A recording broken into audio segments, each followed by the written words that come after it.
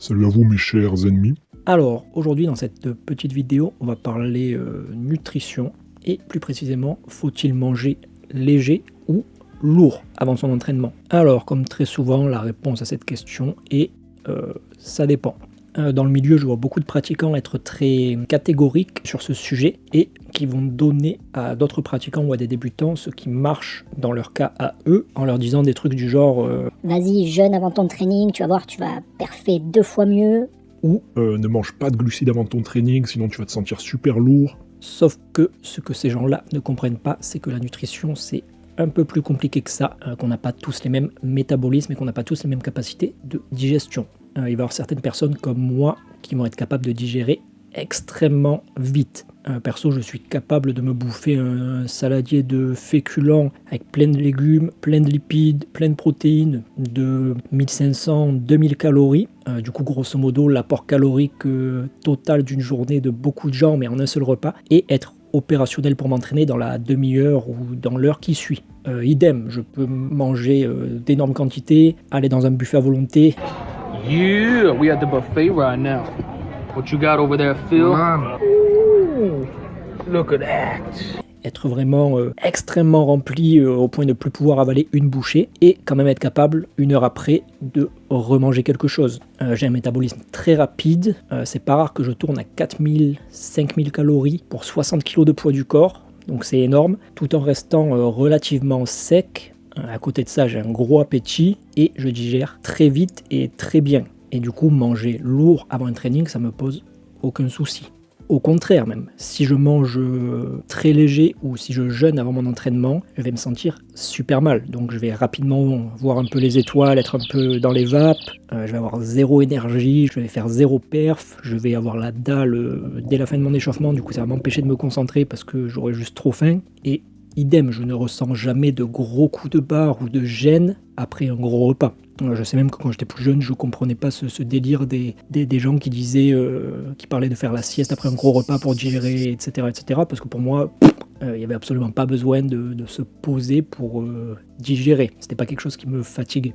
À l'inverse, il va y avoir d'autres personnes qui, elles, auront une digestion beaucoup plus lente et plus lourde. Et du coup, si ces personnes-là mangent un gros saladier de pâtes avant de s'entraîner, elles vont être complètement KO.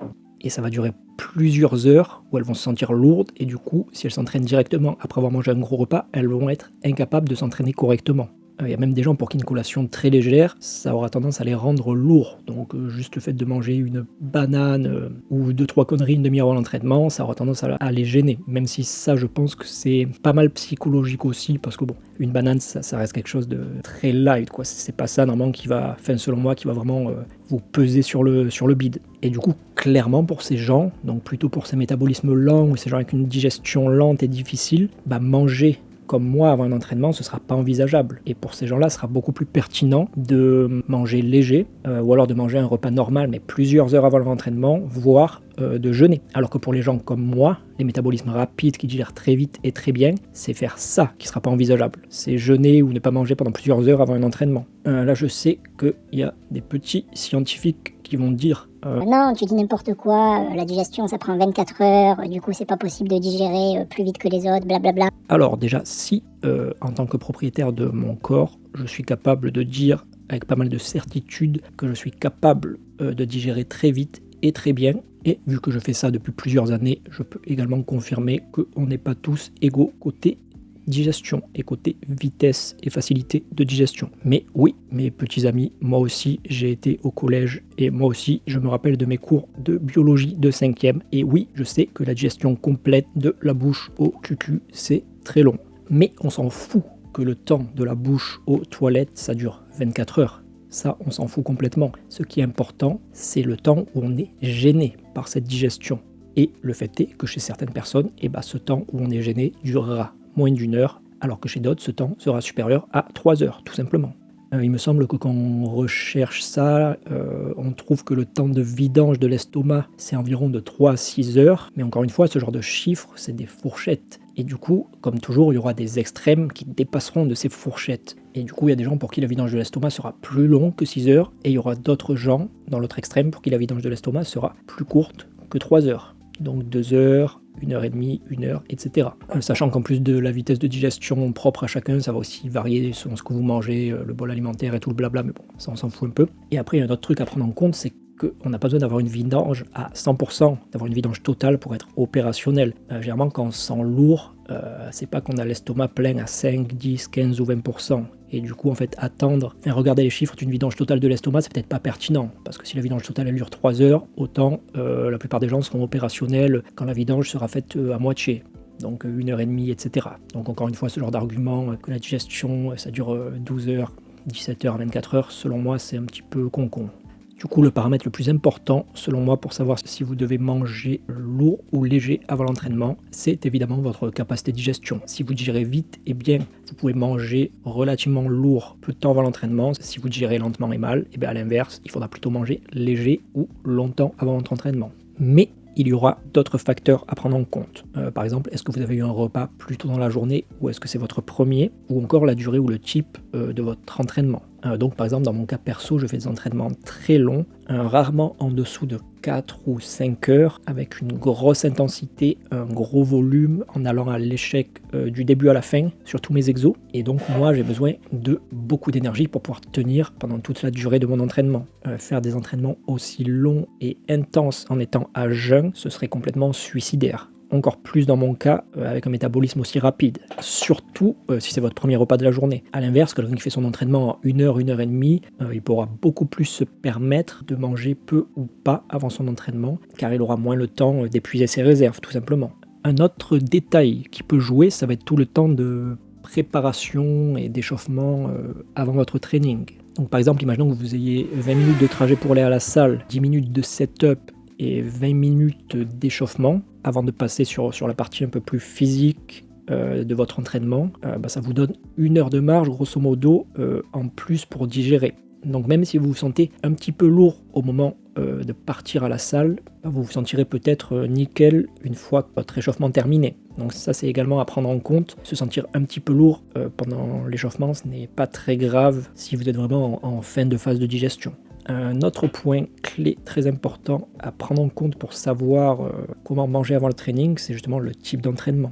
Généralement, ce sera beaucoup plus facile de digérer pendant que vous faites de la musculation versus quand vous faites du cardio ou de la condition physique. Il est beaucoup plus simple de faire des tractions, du curl ou des machines, le ventre un peu plein, que d'aller faire des sprints, un marathon ou de la boxe taille.